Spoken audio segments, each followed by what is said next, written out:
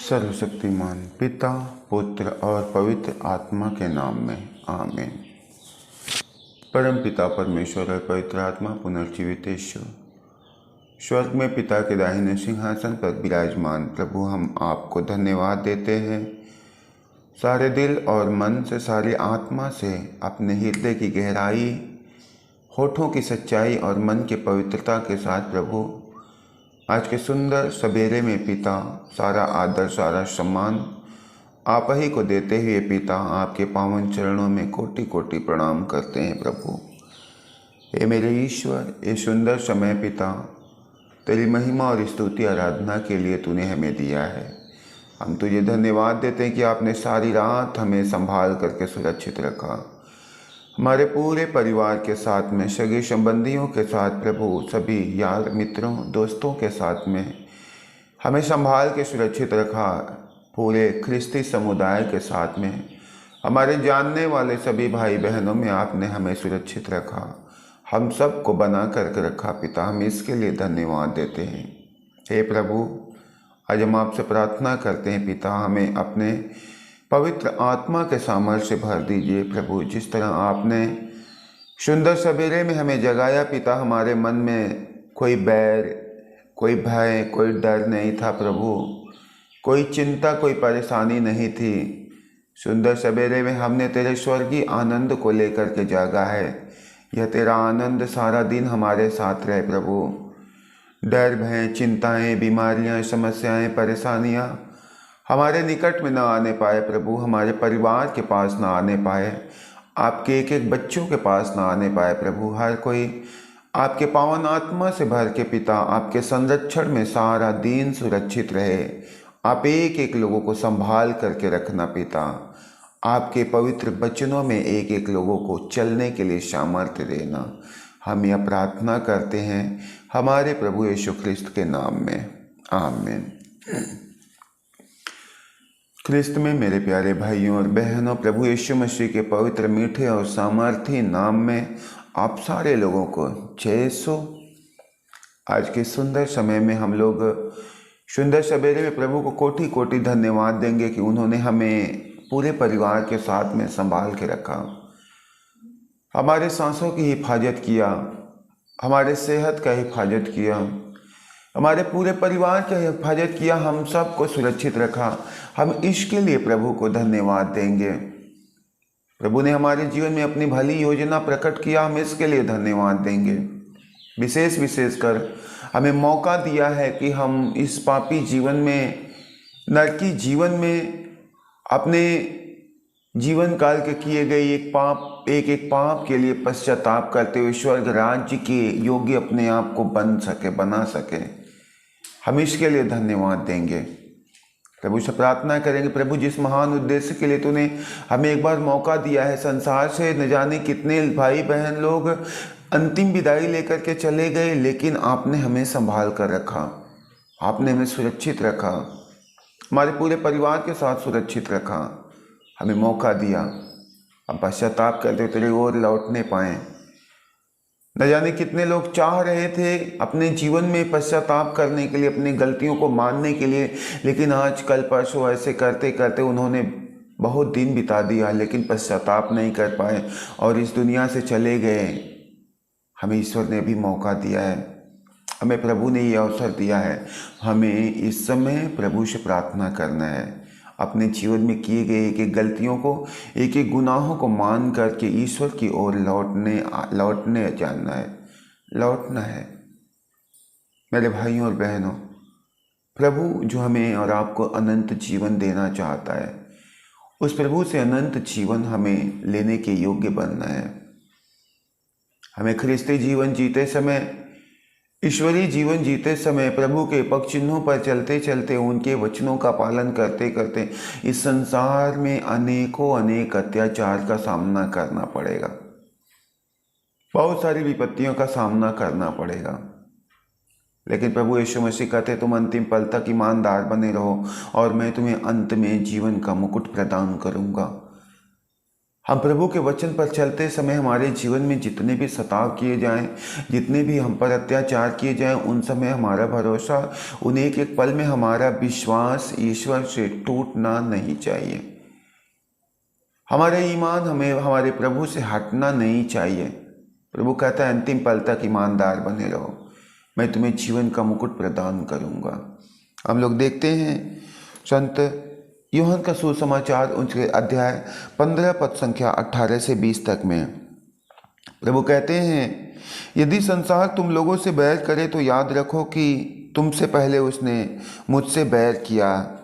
यदि तुम संसार के होते तो संसार तुमको अपना समझकर प्यार करता, परंतु तुम संसार के नहीं हो, क्योंकि मैंने तुम्हें संसार में से चुन लिया है, इसलिए संसार तुमसे बैर करता है।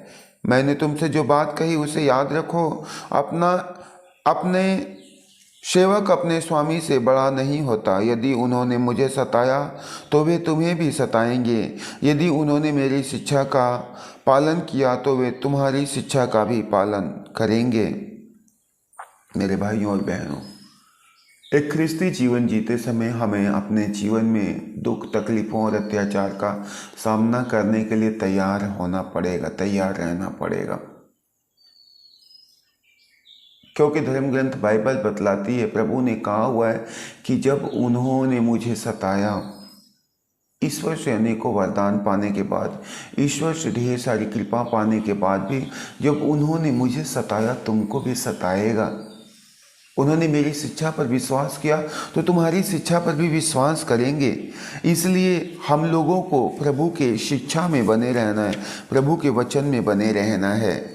मेरे भाइयों और बहनों, हम लोग देखते हैं तिमोथी के नाम संत पौलुस के पत्र, प्रभु का पावन और जीवंत वचन हमें कहता है, उसके अध्याय 3 और पद संख्या 12 में, वास्तव में जो लोग मसीह के शिष्य बनकर भक्तिपूर्वक जीवन बिताना चाहेंगे, उन सब को अत्याचार सहना ही पड़ेगा। याद रखिए, आप एक ख्रिस्ती जीवन जीते हो, एक विश्वासी जीवन जीते हो, अत्याचार जीवन में आएगी, समस्याएं जीवन में आएंगी, परेशानियां जीवन में आएंगी। इसलिए हमें टूटना नहीं है, हमें कमज़ोर नहीं है। इस बात को हमेशा याद रखना है कि जिस प्रकार प्रभु इस संसार में आए, सारे संसार के लिए, सारे जगत के लिए कल्याण का योजना बनाए, कल्याण पूर्वक कार्य करके गए, लेकिन फिर भी उन पर अत्याचार किया गया। प्रभु ने कहा, जब मेरे साथ ये हुआ है तो आपके साथ भी हो जाना अनिवार्य है, आपके साथ भी अवश्य होगा। मेरे भाई और बहन, हमें अपने ऐसे पल में हिम्मत नहीं हारना है। प्रभु यीशु कहते हैं, धन्य है वह जो मेरे कारण अत्याचार सहते हैं। मत्ती का सुसमाचार उनके अध्याय 5 पद संख्या 10 में प्रभु कहते हैं, धन्य है वह जो मेरे कारण अत्याचार सहते हैं, स्वर्ग राज्य उन्हीं का है। वह प्रभु के साथ अत्याचार सहते हुए उनके मार्ग में आगे आगे बढ़ते जाते हैं, आगे चले जाते हैं। हमें ईश्वर संभालता है, हमें प्रभु संभालते हैं। आगे हम लोग देखते हैं कुरिन्थियों के नाम संत पौलुस के पत्र में, प्रभु हमें और आप एक एक लोगों को सिखाते हैं। प्रभु अपने पवित्र वचनों के द्वारा हम एक एक लोगों को बताते हैं कि हमें कैसे ईश्वर के वचन पर चलते रहना है, कैसे हमें उनकी आज्ञा का पालन करना है। प्रभु अपने पवित्र वचन में कहते हैं, दूसरा कुरिन्थियों उनके अध्याय 12 पद संख्या 7 से 10 तक में, मुझ पर बहुत सी असाधारण बातों का रहस्य प्रकट किया गया है। मैं इस पर घमंड न करूं, इसलिए मेरे शरीर में एक कांटा चुभा दिया गया है। मुझे शैतान का दूत मिला ताकि वह मुझे घूंसे मारता रहे और मैं घमंड न करूं। मैंने 3 बार प्रभु से निवेदन किया कि यह मुझसे दूर हो, किंतु प्रभु ने कहा, मेरी कृपा तुम्हारे लिए पर्याप्त है, क्योंकि तुम्हारी दुर्बलता में मेरा सामर्थ्य पूर्ण रूप से प्रकट होता है। इसलिए मैं बड़ी खुशी से अपनी दुर्बलताओं पर गौरव करूंगा, जिससे मसीह का सामर्थ्य मुझ पर छाया रहे। मैं मसीह के कारण अपनी दुर्बलताओं पर, अपमानों पर, कष्टों, अत्याचारों और संकटों पर गर्व करता हूँ, क्योंकि मैं जब दुर्बल हूँ तभी मैं बलवान होता हूँ। मेरे भाइयों और बहनों, कुरिन्थियों को लिखते हुए संत पौलुस हम सारे लोगों को बतलाते हैं कि मसीह के कारण जब हमारे जीवन में नाना प्रकार की समस्या आती है, मसीहत के कारण प्रभु का वचन का पालन करते समय हमारे जीवन में समस्या आती है, हमें इस पर गर्व करना है। संत पौलुस कहते हैं कि मुझे प्रभु के कारण मेरे शरीर में एक कांटा चुभा दिया गया है। मुझे एक कांटा चुभा दिया गया। वह कांटा इसलिए है ताकि मैं घमंड न करूं। वह कांटा इसलिए है ताकि मैं अपने जीवन में अहंकारी न बनूं। जब हमारे जीवन में विपत्ति आती है, परेशानी आती है, समस्या आती है, याद रखना ये प्रभु बार बार हमें स्मरण करता है, तुम्हें घमंड नहीं करना है, तुम्हें नम्र और विनम्र रहना है, क्योंकि इस कांटे के द्वारा, इस तकलीफ के द्वारा हमें विनम्रता मिलती है। हम ईश्वर के पास में रहते हैं, हम ईश्वर के निकट में रहते हैं। हमारे जीवन से यदि कष्ट मिट जाए, हमारे जीवन से समस्याएं निकल जाए, देखिए हम ईश्वर से दूर हो जाते हैं। धर्म ग्रंथ बाइबल में हम लोग ऐसे बहुत सारे लोगों के विषय में पढ़ते हैं, देखते हैं कि जिनके जीवन से समस्या मिटी, वे लोग प्रभु से दूर हो गए, वे लोग ईश्वर की उपस्थिति से अलग हो गए। लेकिन हमारा प्रभु, आपका ईश्वर हमें ये चाहता है, हमसे और आपसे यही चाहता है कि तुम मेरी उपस्थिति में बने रहो। संत पौलुस कहते हैं कि जब मैं दुर्बल होता हूँ, जब मैं कमज़ोर होता हूँ, तो मैं अपने दुर्बलताओं पर, मैं अपने कमजोरियों पर, अपने बीमारियों पर गौरव कर सकूँ। बाइबल बतलाती है कि जिससे मसीह का सामर्थ्य मुझ पर छाया रहे, मैं मसीह के कारण अपनी दुर्बलताओं और कष्टों और अत्याचारों, संकटों पर गर्व करता हूँ। मसीह के कारण एक सच्चा और अच्छा मसीह, एक ईश्वर की आज्ञा का पालन करने वाला ख्रिस्ती व्यक्ति अपने जीवन में आने वाली दुर्बलताओं के कारण, कमजोरियों और बीमारियों के कारण गौरव करता है, परमेश्वर में विश्वास रखता है, क्योंकि संत पौलुस कहते हैं जब मैं दुर्बल होता हूँ तभी मैं बलवान होता हूँ। जब हम दुर्बल हैं तभी हम बलवान हैं। याद रखना, हम जब अपने शरीर में बल का अनुभव करेंगे, सांसारिक सामर्थ्य का अनुभव करेंगे, हमारे जीवन से ईश्वरीय कृपा जाती रहेगी, हमारी जिंदगी से ईश्वरीय सामर्थ्य जाता रहेगा। लेकिन जब हम अपने शरीर में दुर्बल हैं, कमजोर हैं, बीमार हैं, हम प्रभु के सामने नम्र और विनम्र झुके हुए हैं, प्रभु अपने पवित्र वचन में कहते हैं कि वह मेरा नाम जानता है, इसलिए मैं उसका उद्धार करूंगा, मैं उसे मुक्ति प्रदान करूंगा, मैं उसके दुर्बलता में उसे सामर्थ्य दूंगा। मेरे भाइयों और बहनों, आज हमें और आप सारे लोगों को ये ज़रूरी है, हमें अपने दुर्बलता में अपने प्रभु से चिपटे रहना है, अपने प्रभु के निकट में रहना है। जब हम अपने प्रभु के पास में रहते हैं, प्रभु का लहू हमें संरक्षण प्रदान करता है, प्रभु का वचन हमें सुरक्षा प्रदान करता है। जिस तरह मुर्गी अपने बच्चों को सुरक्षित रखने के लिए, धूप से बचाने के लिए, बारिश से बचाने के लिए, ठंड से बचाने के लिए उन्हें अपने पंखों के नीचे छुपा करके रखती है, उसी प्रकार हमारे ईश्वर हमें सुरक्षा प्रदान करने के लिए, हमारी रखवाली करने के लिए अपने बदन का एक एक बूंद लहू बहाया है, अपने बदन का एक एक कतरा कतरा बहा दिया, ताकि हम सब उसके लहू के द्वारा सुरक्षित और संरक्षित किए जाएं। हम उसकी उपस्थिति के द्वारा अपने जीवन में सुरक्षा का अनुभव करते हैं। हमें अपने जीवन में तनिक भी टूटने या कमजोर होने की जरूरत नहीं है। हम लोग देखेंगे प्रभु का पवित्र वचन। मेरे भाइयों और बहनों, प्रभु हम लोगों को अपने पवित्र वचनों के द्वारा सिखाते हैं। पहला थेसलोनिकी और उसका अध्याय 3 पद संख्या 7 में प्रभु का वचन कहता है, भाइयों हमें अपने सब कष्टों और संकटों में आप लोगों के विश्वास से सांत्वना मिली है। संत पौलुस कहते हैं, मेरे भाई प्यारे भाइयों और बहनों, हमें अपने जीवन के सब दुखों, तकलीफों और कष्टों में आप लोगों के विश्वास के कारण सांत्वना मिलती है। जब हम प्रभु में विश्वास करते हैं, प्रभु के वचन पर चलते हैं, ईश्वर का एक उद्देश्य, एक लक्ष्य पूरा होता है। संत पौलुस कहते हैं, मुझे सांत्वना मिलती है, मुझे दिलासा मिलता है, मुझे आशा मिलती है। प्रभु इस संसार में इसलिए आए ताकि वह किसी का नाश ना होने दे, बल्कि उन्हें अनंत जीवन देने के लिए आए।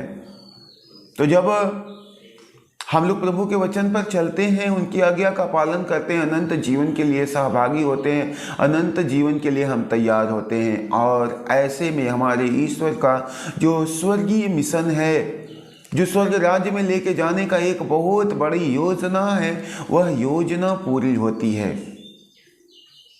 आज आवश्यकता है हमें अपने जीवन में धैर्यपूर्वक अपने प्रभु की ओर, अपने ईश्वर की ओर आगे बढ़ने के लिए।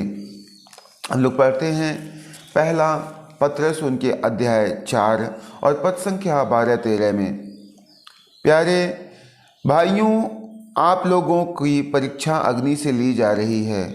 आप इस पर आश्चर्य नहीं करें, मानो यह कोई असाधारण घटना हो। यदि आप लोगों पर अत्याचार किया जाए तो मसीह के दुख भोग के सहभागी बन जाने के नाते प्रसन्न हो। जिस दिन मसीह की महिमा प्रकट होगी, आप लोग अत्यधिक आनंद होंगे। मेरे भाई बहन, कितनी सुंदर बात है।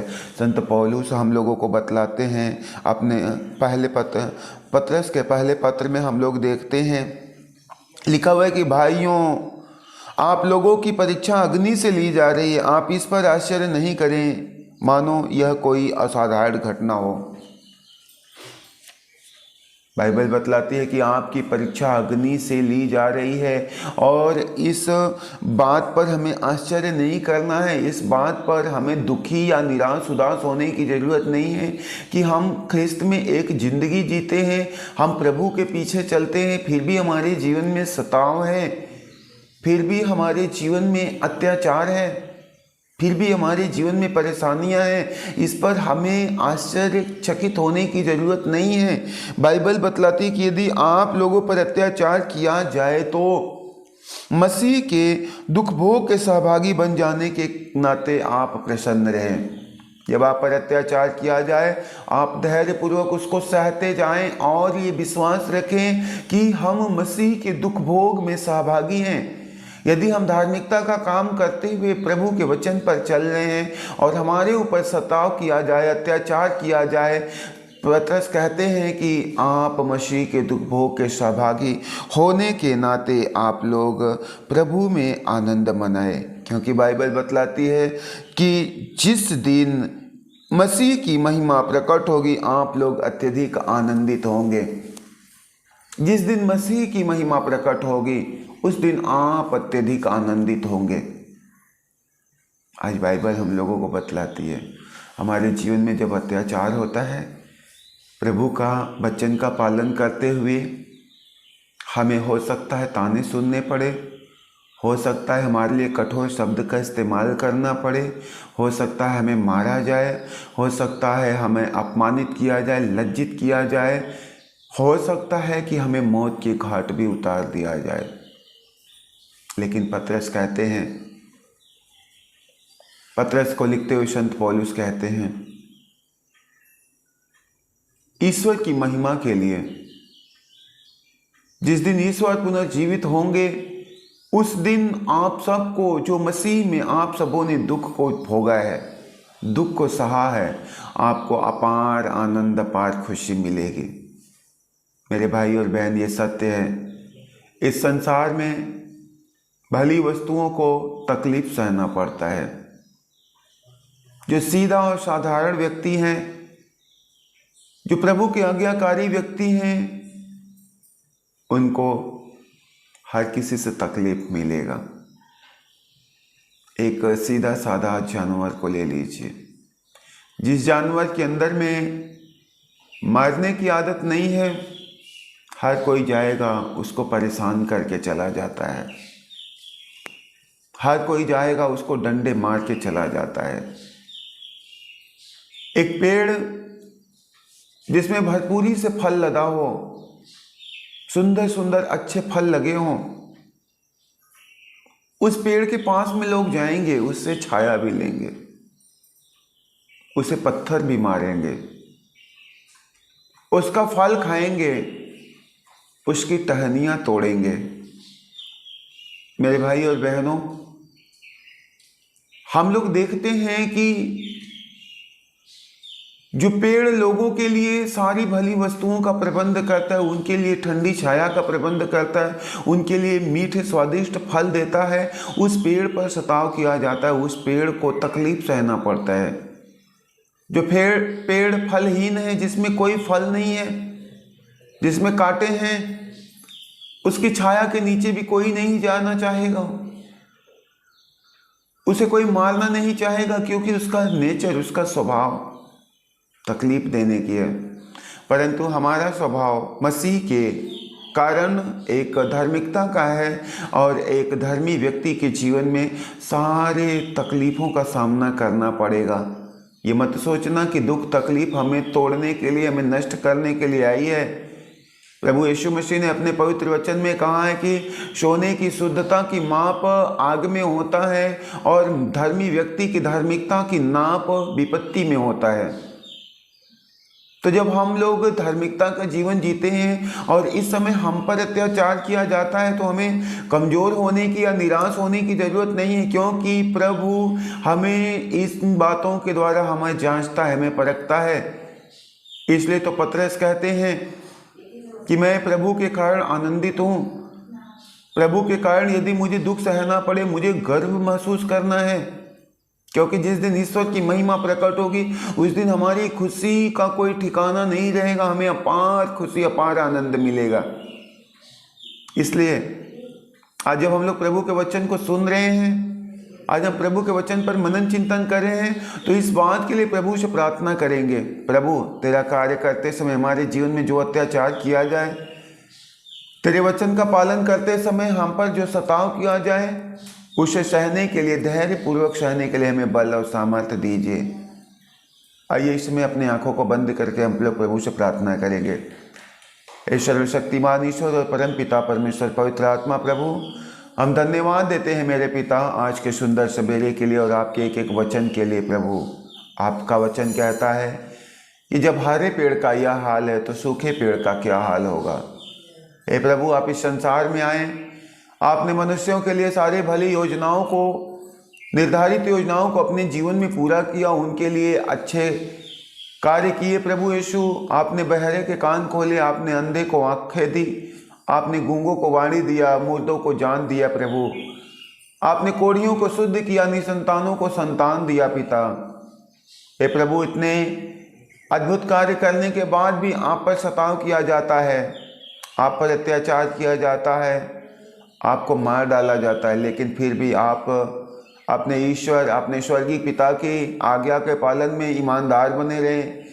आज हमें भी बल दीजिए, हमें भी सामर्थ्य दीजिए कि आपके पीछे पीछे चलते समय भले ही इस संसार से, इस समाज से, दुनियावी लोगों से हम पर जो अत्याचार किया जाए, हम पर जो सताव किया जाए, हमारे लिए कठोर वचन बोला जाए, उन एक एक विकट परिस्थितियों में भी हमारा भरोसा, हमारा विश्वास टूटने न पाए, परंतु उस अंतिम आनंदित खजाने की ओर, उस स्वर्गीय खजाने की ओर दृष्टि लगा करके हम भी आपके मार्ग में पीछे पीछे आपके चलते रहें।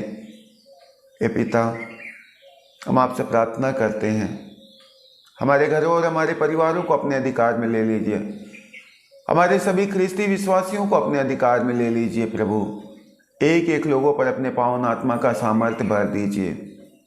हे प्रेमी पिता, विशेष करके हम सुंदर सवेरे में उन एक एक भाई बहन को तेरे हाथ में सौंप देते हैं प्रभु, जिन्होंने आज सुंदर दिन के लिए अपने जीवन की जो योजना बना करके रखा है, उनकी एक एक योजनाएं पूरी होने पाए। प्रभु हे पिता परमेश्वर, संसार में प्रेम और शांति होने के लिए, संसार में मेल मिलाप की भावना होने के लिए हम आपसे प्रार्थना करते हैं।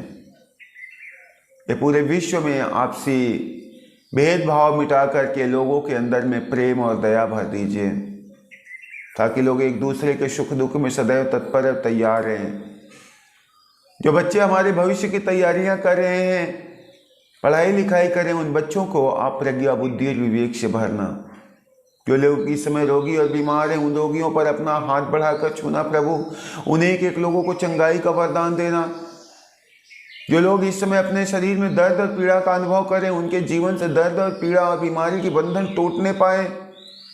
जो लोग निराश और उदास हैं, उनके जीवन से उदासी खत्म करके प्रभु यीशु उन्हें सांत्वना प्रदान कीजिए, उन्हें दिलासा दीजिए।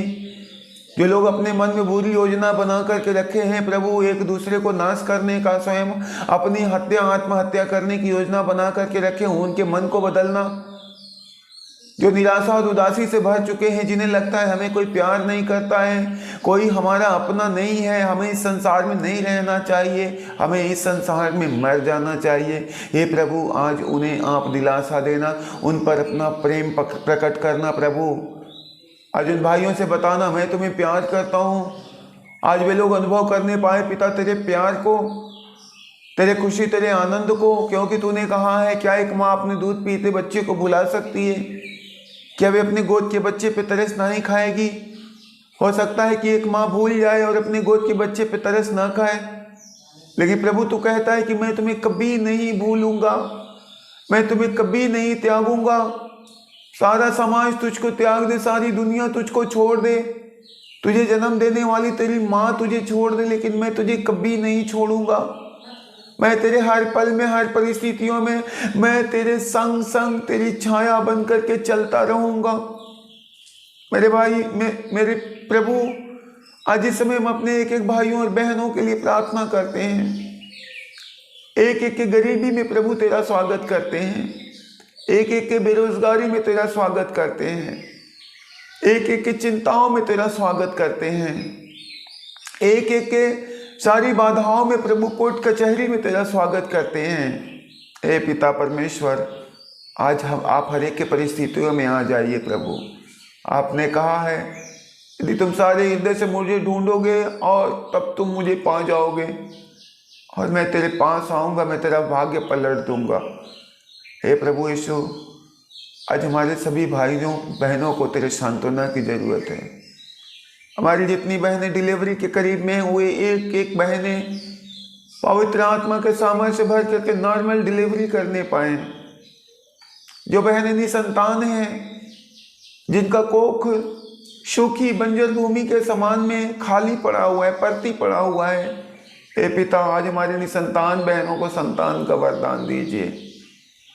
हे पिता, जितने हमारे भाई बहन लोग कोढ़ के रोग से, चर्म रोग से रोगी हैं, बीमार हैं, आज उन रोगियों पर अपना पवित्र लहू छिड़क करके उन्हें धो करके शुद्ध और पवित्र बनाइए, उन्हें समाज में मान सम्मान दिलाइए। पिता आज हम आपसे प्रार्थना करते प्रभु, आपकी कृपा, आपका अनुग्रह आपके बच्चों पर बराबर बनी रहे।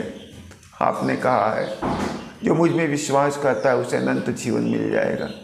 हे पिता, आज इस समय अपने बच्चे की प्रार्थनाओं को सुन लीजिए। हे हमारे पिता, तू जो स्वर्ग में है, तेरा नाम पवित्र माना जाए, तेरा राज्य आवे, तेरी इच्छा जैसे स्वर्ग में है वैसे इस पृथ्वी पर भी पूरी हो। हमारे प्रतिदिन का आहार आज हमें दे, और हमारे अपराध हमें क्षमा कर जैसे हम भी अपने अपराधियों को क्षमा करते हैं, और हमें परीक्षा में न डाल परंतु बुराई से बचा। आमीन। पिता, पुत्र, पवित्र आत्मा के नाम में सभी लोगों को 600